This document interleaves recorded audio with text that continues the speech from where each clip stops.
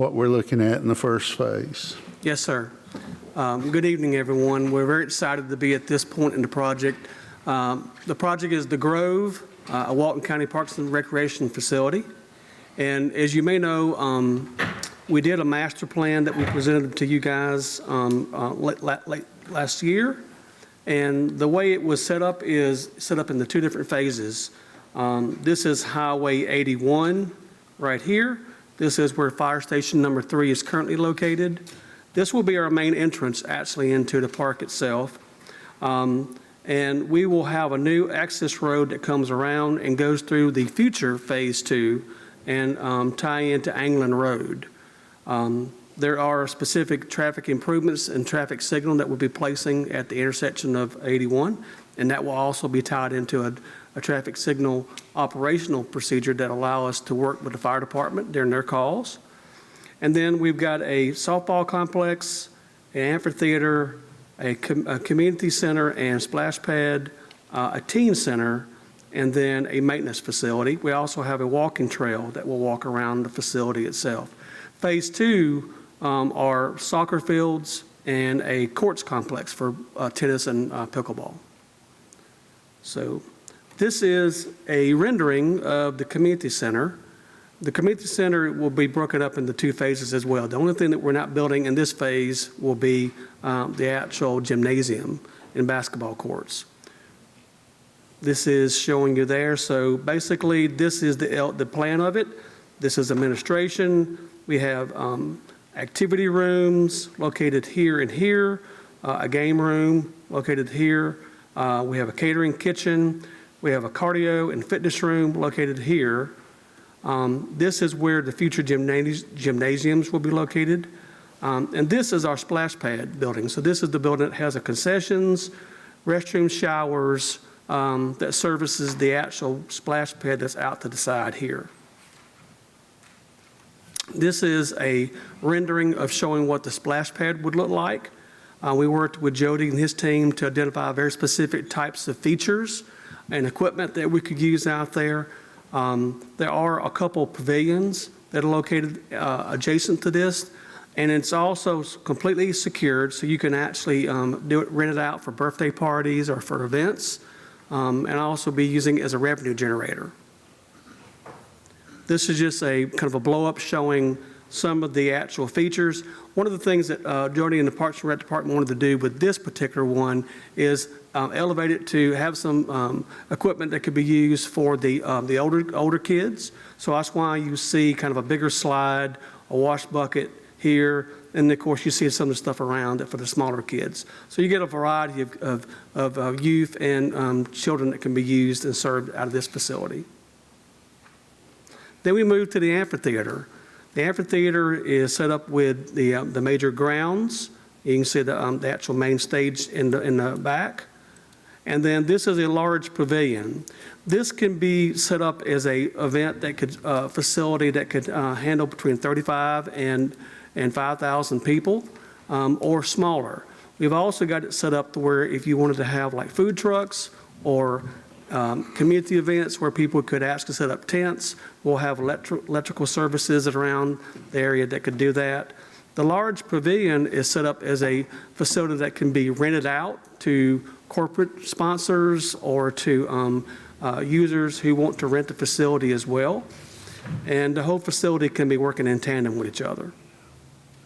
This is kind of the main stage. This can seat somewhere around 500 people up at the front, as you can see. And we've also got it set up to where in the initial scope of work, we'll provide the Parks and Rec with enough of the audiovisual and sound equipment that they can use for their events.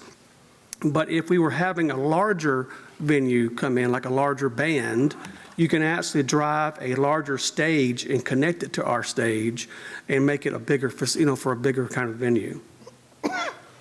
This is kind of a rendering of what that would look like. And then this is how it's set up as a facility. So we have a green room, we have an IT room, an electrical room as well, storage.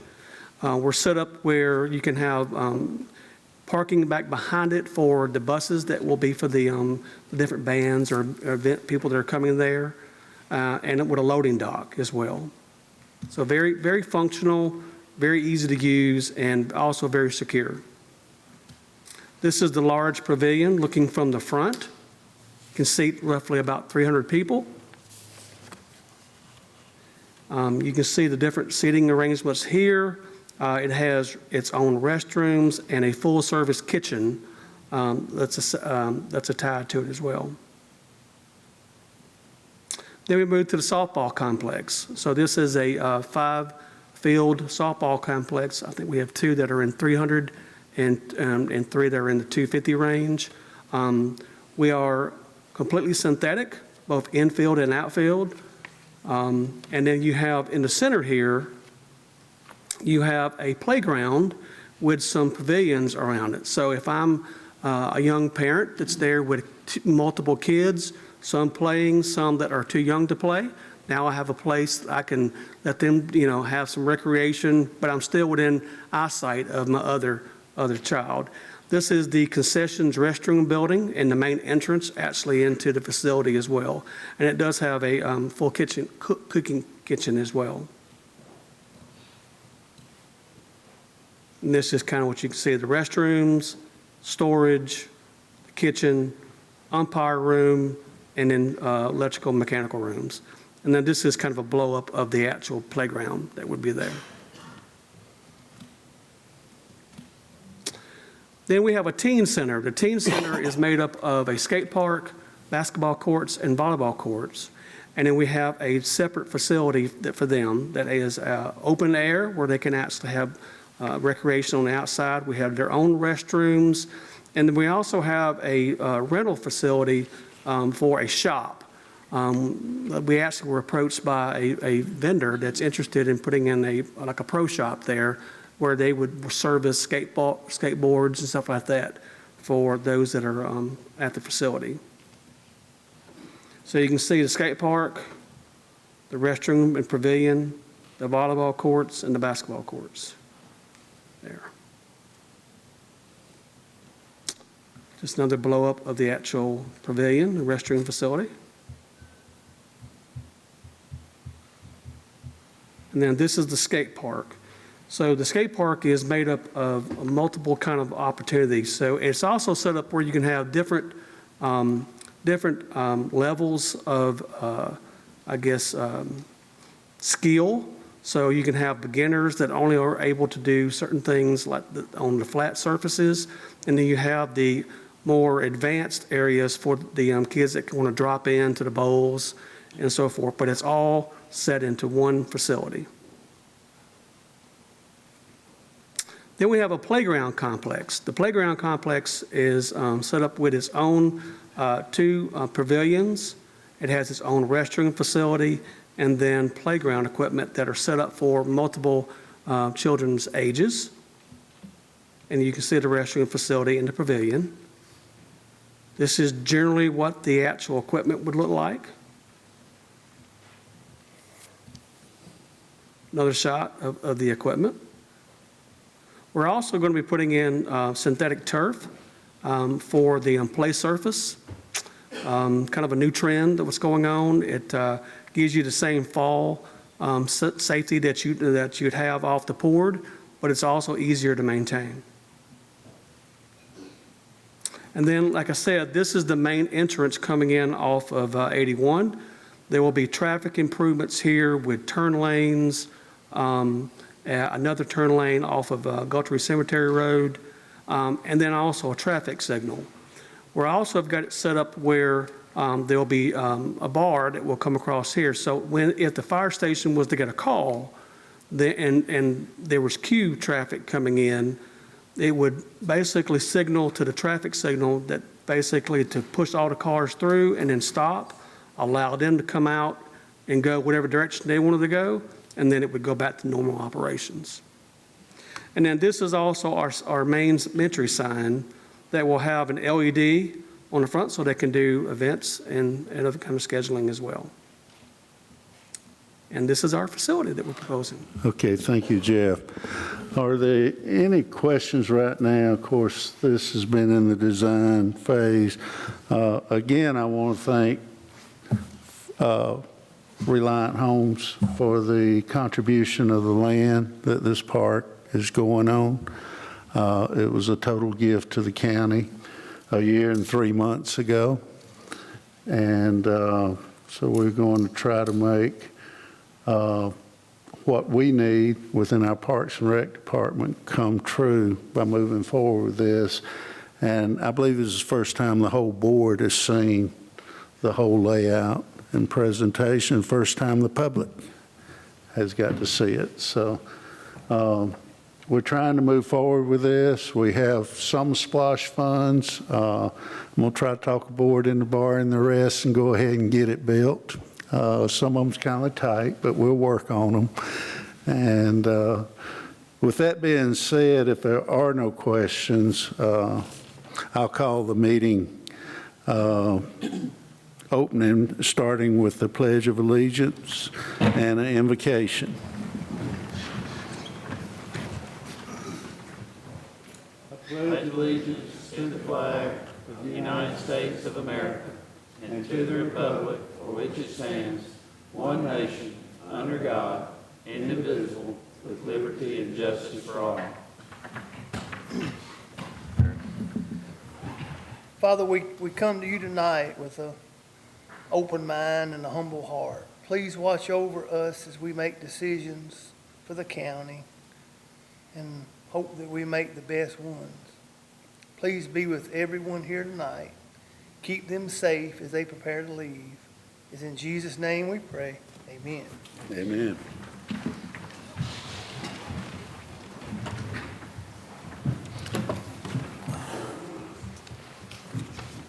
This version is not correct, and I reprinted it after Chip added the resolution. It didn't come out, so the one on the laptop is correct.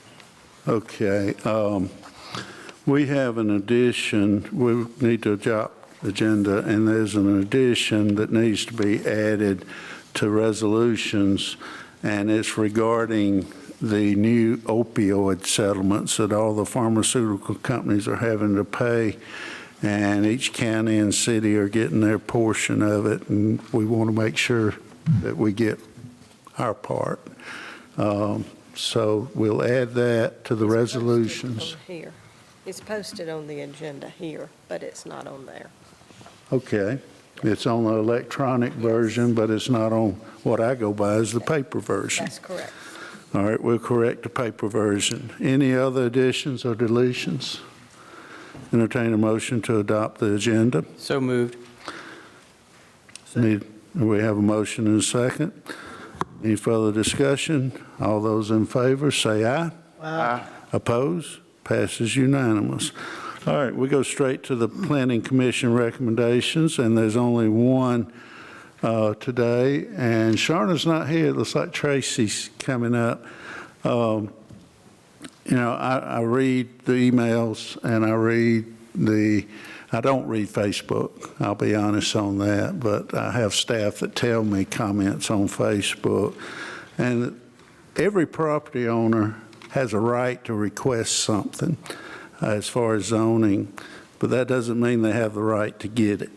And we have our process that we go through, which is part of our Constitution, and we listen to everyone, opposition and those in favor.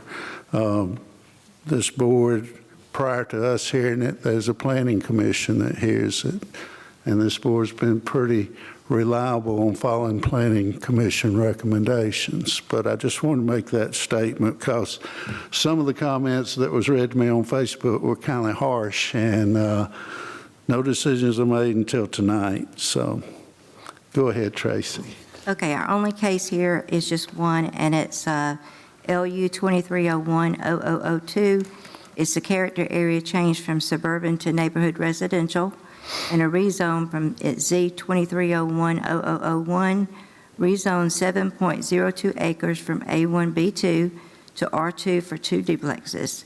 The applicant is Mitch Linder, owners is Phyllis and Terry Linder, and the property is located on 7570 Highway 81 and Bold Springs Church Road, and it's in District 1. The property consists of 7.02 acres, of which a portion was rezoned to B2 but was never developed. There is currently one single-family dwelling on the property which will remain on a 2-acre parcel. If approved, the property will then be split into 2 additional 2-acre tracts to place a duplex on each. Mitch Linder represented the case and stated that his family owns the property. They would like to build 2 modern-style homes, which will be 4 units on the property. Each unit will be on a separate 2-acre parcel with existing single-family dwelling on the remaining 2 acres. There was no opposition, and the Planning Commission recommended denial.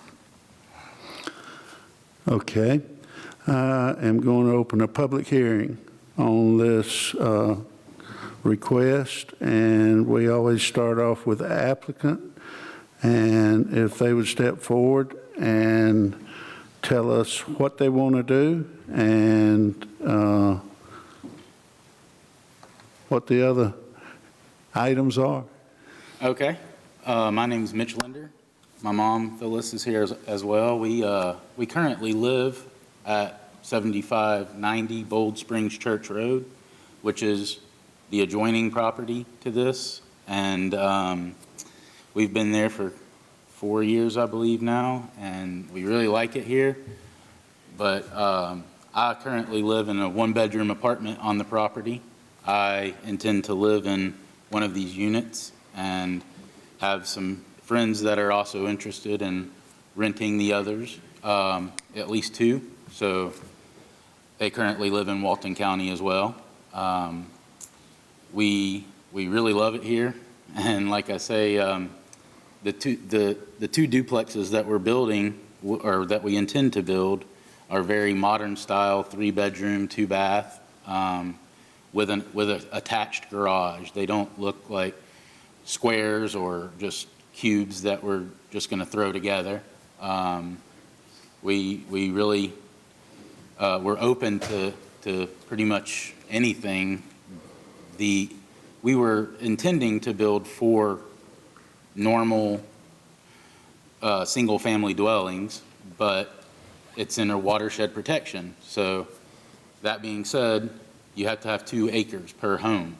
So that's why we kind of re-geared to do it this way, and thought that that might be the best way to accomplish our goals. My mom is about a couple to 3 years away from retirement, so she would like to have this to kind of help her get along through her retirement.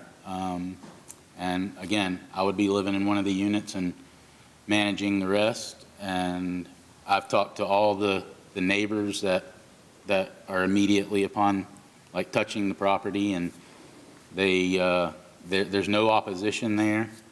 And a little bit nervous right now, but I understand that.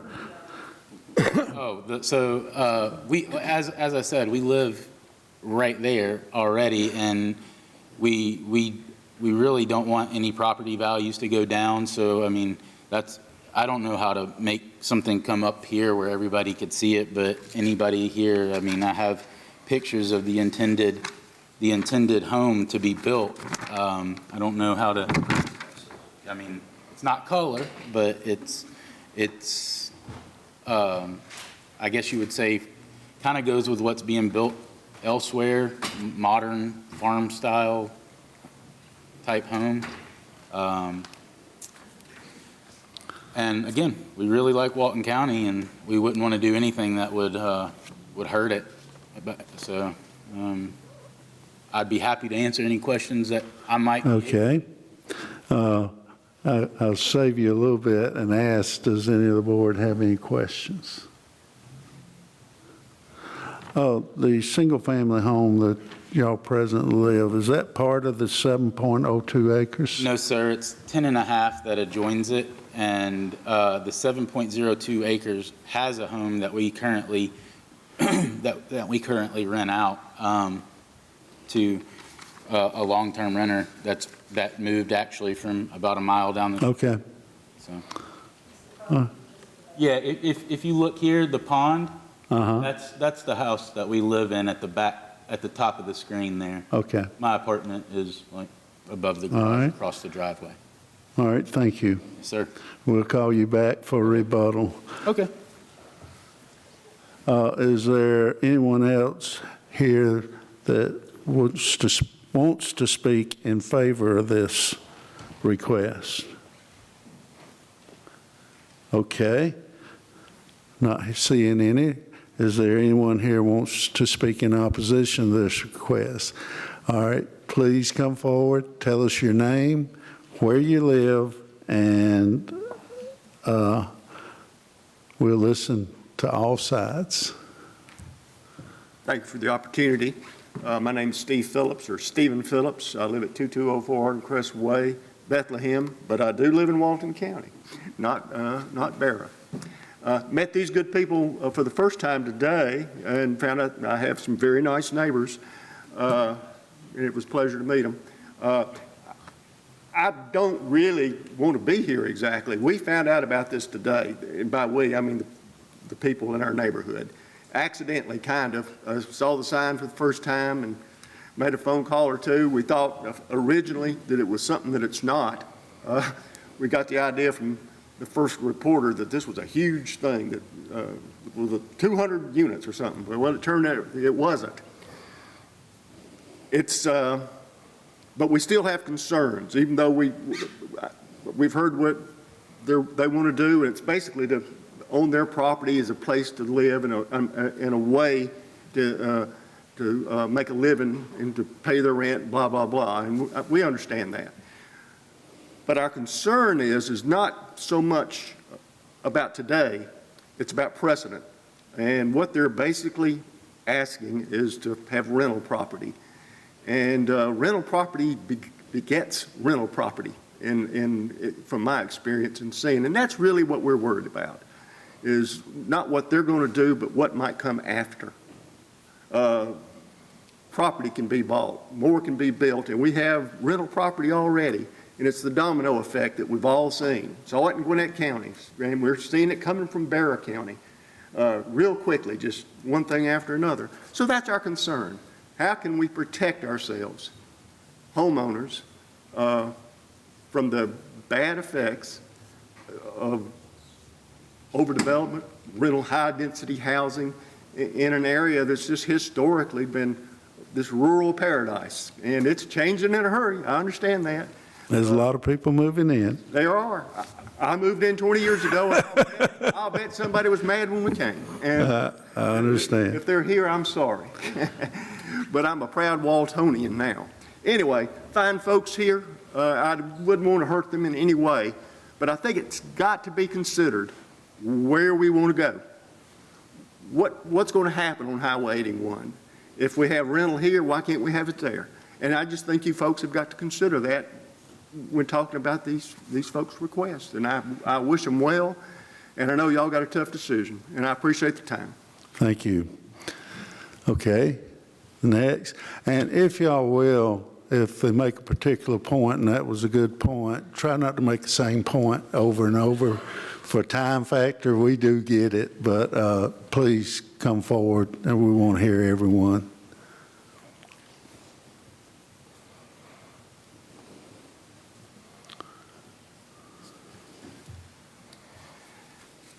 Good evening. My name is Jim Bridges. I'm also a resident of Arden Crest. I'm a neighbor of Mr. Phillips, who just spoke to you. Don't know these good people at all. Never saw them before tonight. Have nothing in the world against them. But I feel like Mr. Phillips. Our properties are worth probably, in our neighborhood, every house is near $500,000 home.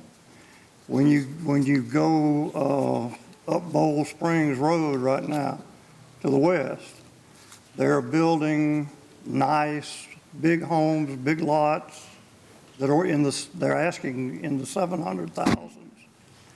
So nothing against these good people. I'm just hate to see rental property start sneaking in. Thank you. Thank you, Mr. Bridges. Next person, please.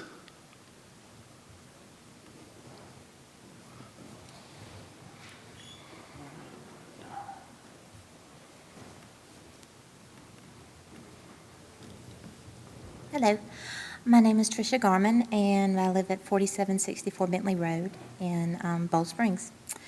And we've been here for quite a while. I grew up in the area, and I've seen how Gwinnett does grow. And yes, I totally agree with both points that have been very eloquently given, and I do stand with them solidly.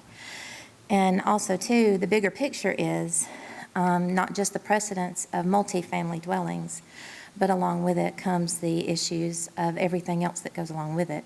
The depletion of our natural resources, because if you let one in, you would have to let them all in. And traffic situation, which has already been addressed several times. Well, the traffic's going to get worse. Yes, it is. Oh. But it can be controlled in a good way with planning and not spot zoning, and not letting every 5 and 10 acre lots be multifamily dwellings.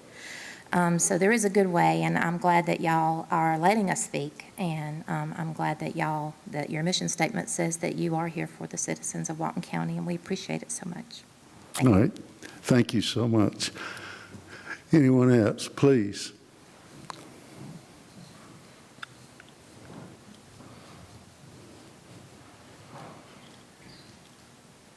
My name is Dennis Nash. I live at 3280 Fannie Thompson Road, which is down the street from this location. What's your last name? Excuse me. I didn't hear it. Dennis Nash. Lance? Nash, N-A-S-H. And I've been selling real estate for a long, long time. And I moved from Gwinnett County 20 years ago. And I came to Walton County for the same reason this other gentleman came. He wanted some peace and quiet. And when they went down 81 toward Loganville and put in that rental community, I knew that was a step to worse things to happen. And I don't know this young man and his mom. However, like she said, one rental begets another. And I live on a large tract of land, and everybody around me is in a big tract of land. And right next to us, there was 58 acres sold, and now there's 42 houses going in. So everything we came from Gwinnett County to escape has come here. And that's my point. I don't want this to go into a rental situation on every small piece of land that's around here. And I'm sure everyone else who's been here a while doesn't want that either. All right, thank you. Next.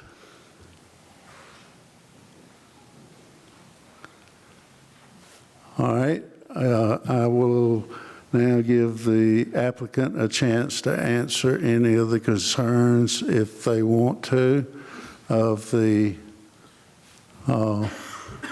opposition.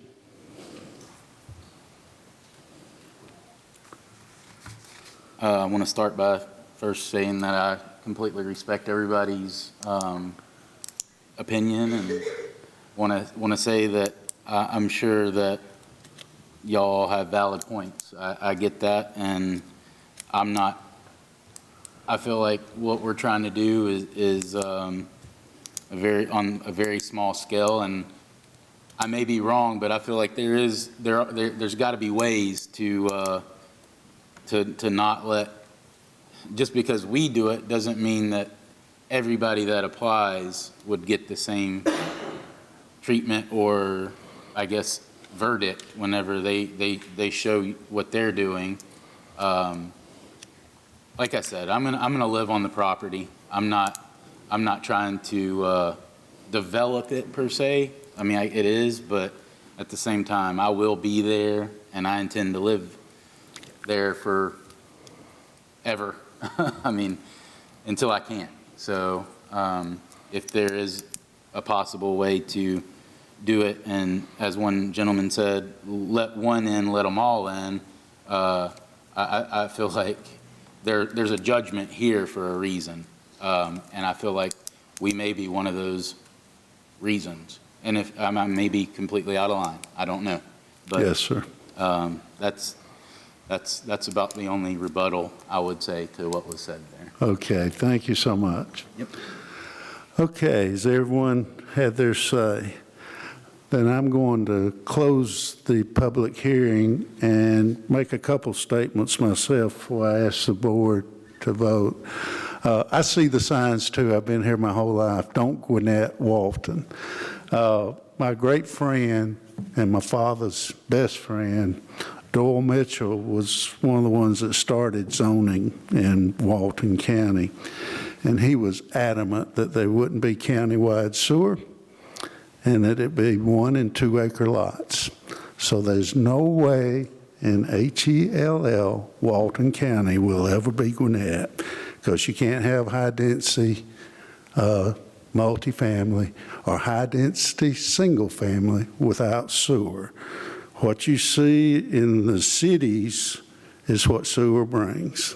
And Walton County, thank God, the ones before us chose not, and now we couldn't afford sewer if we wanted to. We're trying to figure out a way to pay for a water plant so everybody have water to drink. But with that being said, I'll ask the board if they would like to discuss this further or make a recommendation. Mr. Chairman, I'd like to make the motion that we deny this application based on the residential 2 for 2 duplexes, but instead we shift this property back to an A1 zoning. And that is my recommendation.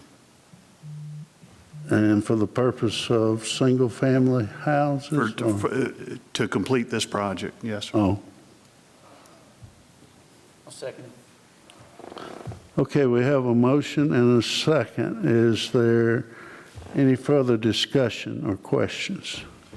So what's the intent of your motion, Mr. Warren? The motion was to deny the request for the R2, the duplexes, but to change the business part of the zoning to A2. A1? Which is what the rest of the property. A1, which is rest of the property, so they can build their single-family houses under A1 guidelines, is what the motion is. You can build 3 houses now.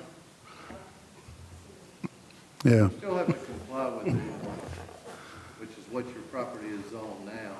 But you could build 3 single-family houses, and it'll keep the area single-family and not give someone else the idea that they can put in a large septic field and get high-density multifamily is basically the next avenue. We've had developers come in here and want to put aside 30 acres for a sewer septic field, and they want quarter-acre lots over here. And that is Gwinnett and Walton County, and we're not in favor of that. So, all right, we have a motion second. Any further discussion? All those in favor, say aye. Aye. And I'll vote for that too. Any in opposition? Then I think that's a good compromise. Thank y'all. And y'all neighbors meet each other and talk to each other more, because there'll be other things come along that we all will want to discuss down the road. So they seem like great people. If you don't want to stay for the rest of the meeting, you're welcome to leave. Or if you want to watch all this spending your money, we'll be glad to let you watch that too. Thank y'all. Thank y'all. We'll give them just a second, and then we'll move on to the administrative consent agenda. Are there any questions on the administrative consent agenda? If there's not, I entertain a motion that we approve the consent agenda. I make a motion to approve. Got a motion? Second. We got a second? All those in favor, say aye. Aye. Oppose? Passes unanimous. Got under Resolution 6.1, Resolution Judicial In-Rem Tax Foreclosures. If you had a chance to review that, need to entertain a motion to adopt this resolution. That was something that Derry Boyd had asked. Dairy Board, people hadn't paid their property taxes probably for over a year, then we try to make them pay their property taxes. Make a motion to approve. You got a motion to approve? Second. Second. Any further discussion? All in favor, say aye. Aye. Oppose? Passes unanimous. And then we have a 6.2 resolution, new opioid settlements. And I can explain that real quick if you want me to, Mr. Chairman. For the press, go ahead. So you may recall you approved some settlements previously that involved distributors and whatnot, the manufacturers. This involves new settlements involving Teva, Allergan, CVS, Walgreens, and Walmart. They're proposing, global settlements. ACCG and I think they're recommending that the counties participate in these settlements, but certainly our council that we've been working with believe that we should approve these just like we did with the last round. We've already seen significant money coming in from those previous settlements. This resolution would allow us to participate in a settlement once the local governments work out a memorandum of agreement with the AG's office on how the money that makes it to Georgia will be split between the state and the local governments that are participating. So we're much better off participating as a group than we would be going at this alone. So As a little Walton County, right? I strongly recommend that you approve this. Entertain a motion to approve this resolution. Got a motion? Second. Got a second? Any further discussion? All those in favor, say aye. Aye. Oppose? Okay. Under discussion, we got the county manager's report. Huh? Did I miss something? Yeah, I moved it back up. I Oh. swapped them. Okay. All right. I'll switch it around. You got to quit switching around and give me a printed paper. We had approved by our legislature the ability to form Walton County Public Facilities Authority for purpose of if we need to borrow money to do public facilities, for example, the park that you saw earlier, rather than wait until we accrue the money 20 years from now, we won't borrow the money now and pay for it over 20 years and let the public enjoy it. And under the guidelines that were set forth and approved by the legislature, I automatically sat on the Public Facilities Authority and 2 commissioners from the board, and then 2 people from the public. And I have a recommendation for the seats on that authority, and it would be Tim Shelnut and Kirkland Dixon from the board, and Lee Garrett and Anita Peters from the public. To sit on this, they'll meet once, maybe twice, and authorize to the board the financial plan and proposed borrowing to see certain projects within the county facilities done. And open to comment. I picked Tim Shelnut because the park's in his district. And I picked Kirkland because he's good with numbers and I want him to be on board. So if there's any other questions, or if y'all want to make a change in any of the seats. Otherwise, I'd like to get a second and have these people.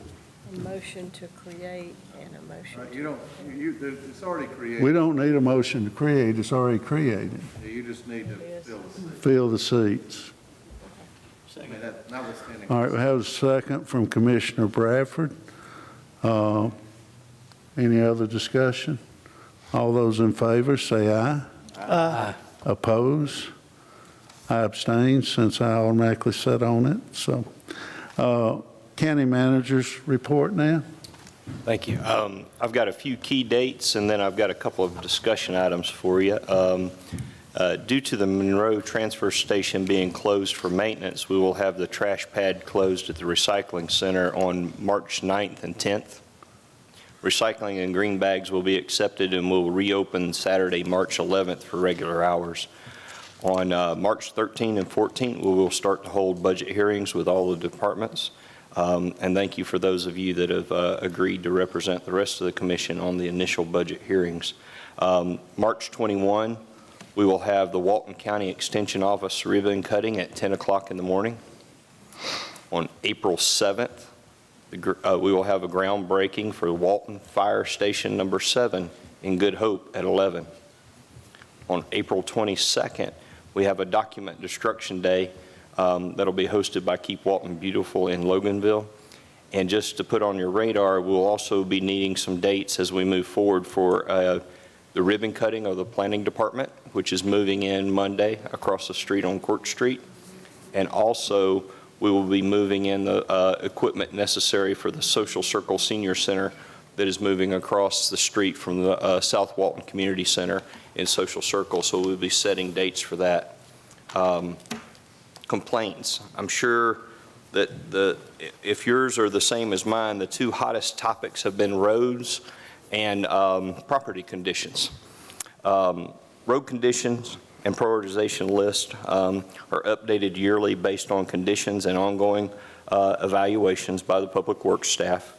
All work is based on funding allocated, and that's both with local money and with state road tax money. And I'll be working with John to send out a set list for the 2023 that is going out to bid for the upcoming paving and patching. That list has been set. Those bid documents have been prepared, and that'll be going out shortly. But as we move into the budget cycle, we'll be preparing for the 2024 list.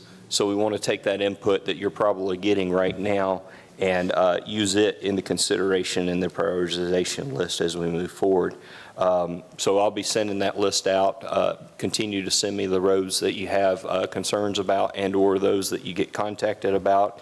I know that here at the courthouse, those calls are coming in daily, but the staff's working real hard to get those roads taken care of, and they're doing as much as they have and much as they can with the money that they have allocated for that.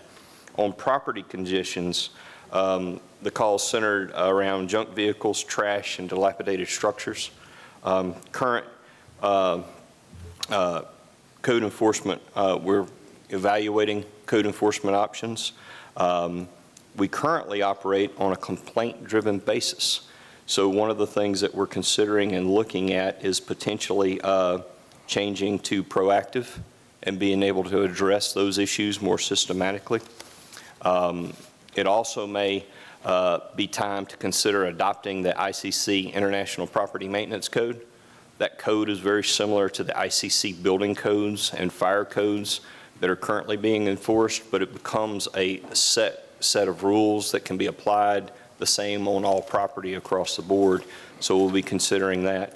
And staff and I will be preparing possible options for the commission to consider revolving around those issues, especially since they seem to be of very dire public concern as we move forward. The big item that I needed to discuss with you tonight concerns the Public Defender's Office. We're at a critical staffing shortage, and that results in quite a ripple effect across the county. We currently have 6 unfilled county-funded attorney positions in the Public Defender's Office. Shortages result in impacts to the sheriff's office and the jail as far as capacity, the courts as far as backlogs, PA as far as representing the other side of those court actions, and the inmates themselves.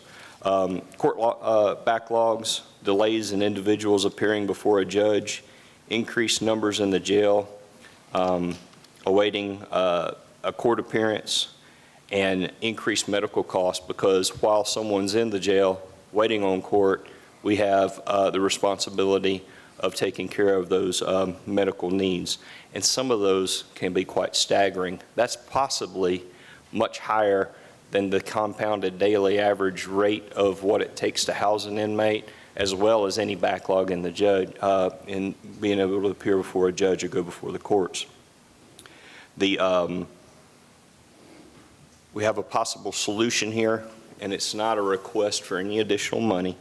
What I'm proposing is that we move funds from those unfilled positions into a contract category that I've already worked with Milton in finance, and I've worked with the judges, the DA, the public defender, to all come to an agreement on a potential process that we could do a test run on. And this is to move funds from those unfilled positions into the contract line item. We would then create, with the approval of all involved, a list of local attorneys that could be hired on a contract basis to help move different cases through the courts. They come at different rankings, different levels. The Georgia Public Defenders Council already has a list of fee-based schedule that is set up so that if there's a conflict of multiple defendants in a case, the public defender can't represent all the defenders, so they already have to do a similar system. But I believe if we replicate that here, we can move cases through the courts. If we're dealing with funds already budgeted, isn't that just an in-house management decision? It is an in-house management You want the budget. board nod on it? I just wanted to make sure everybody was aware of what our game plan was, because I think it'll end up. The quicker we can move them through the system and get them out of the facility, the cheaper it is on the taxpayers. And if it's already budgeted and funded, I personally don't see a problem with it. The idea is not to move the entire amount of money all at once. The idea is to do an incremental. Well, you might always hire one and you need what's funded, but you could use a portion. Yep, leaving that option open so that if we do have a successful applicant, that we would be able to move that person into that position and help balance that out. Because the goal is to fully fund the department. But at the same time, with what we're looking at right now, I think if we keep doing the same thing, we can expect to have the same result. So what I'm proposing is just a altering of that, and wanted to make sure everybody here was fully aware in case you had any questions or if you had any concerns. But the intent is to fully move forward with that so that we can hopefully provide those public defense options to people who do qualify for them and move people out of the jail in a quicker pace. All right. I think it's a good idea. I think everybody on the board nodded their heads yes. Anybody have an objection of doing that? Proceed forward, John. Okay. All right. No one signed up for public comment. And I've got one little announcement and thank you I'd like to do under announcements.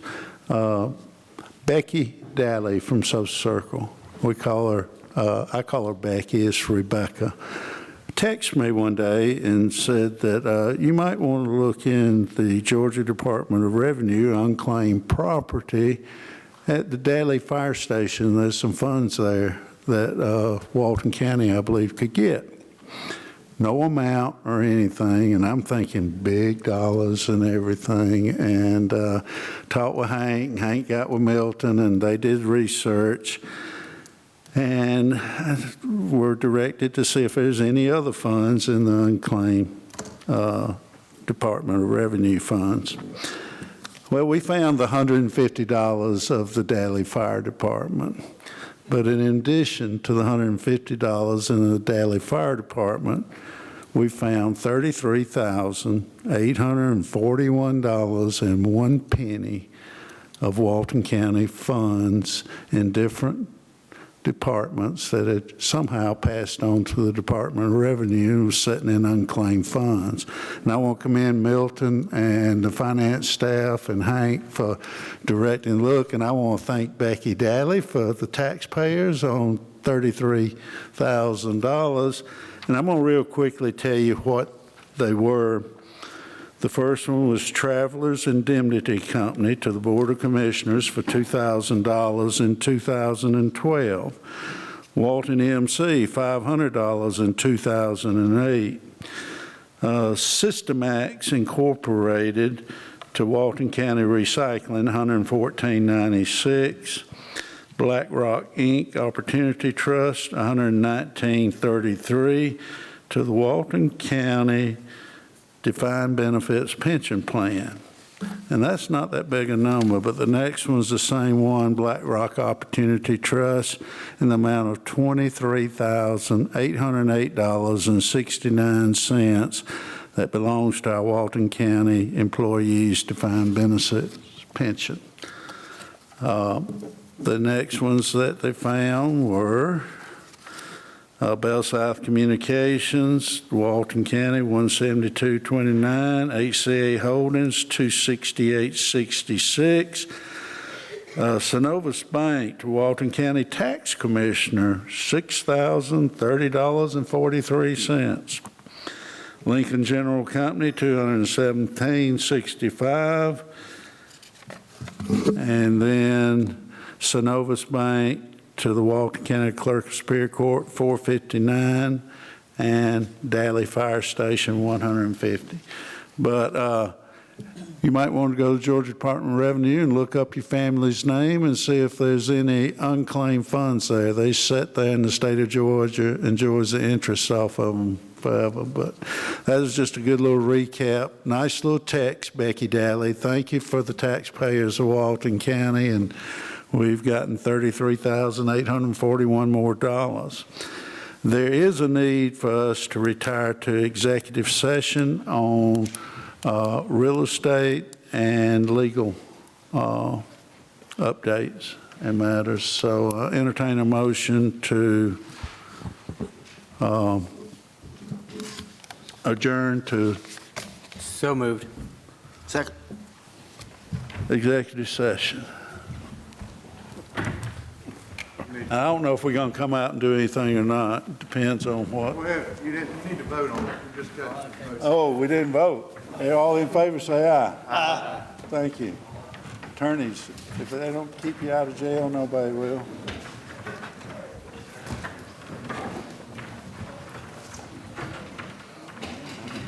That's this one too, since it's real estate.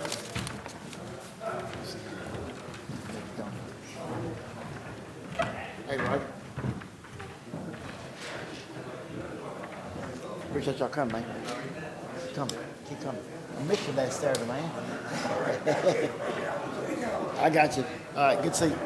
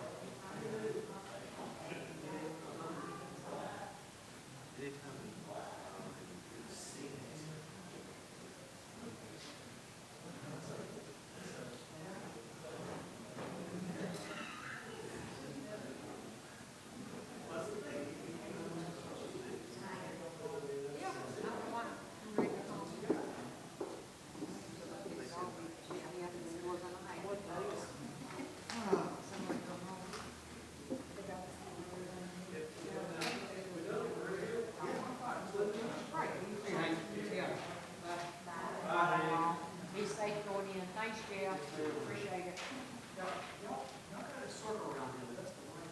Yeah, we do the best we can.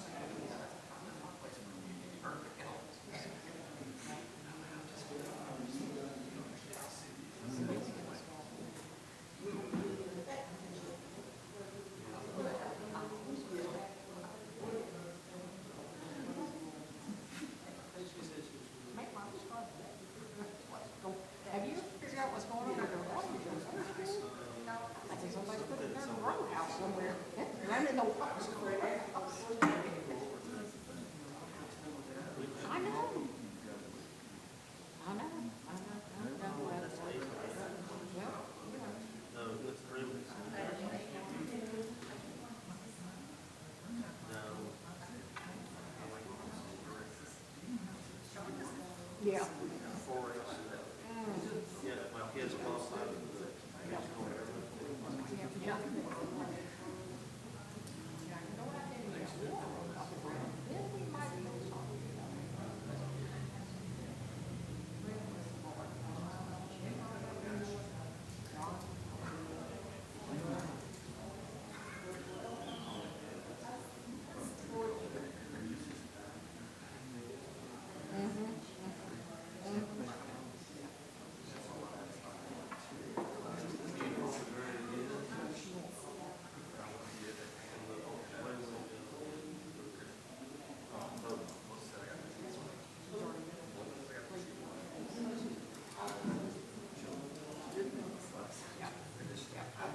Yeah.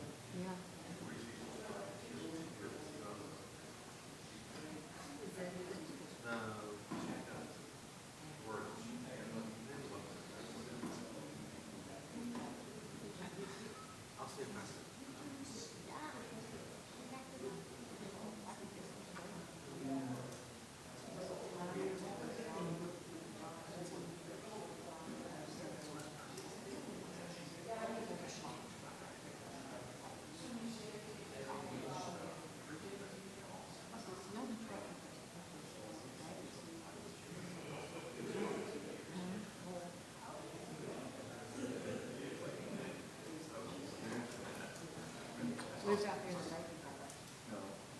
I told him, I said, I worked for these folks for 20 years.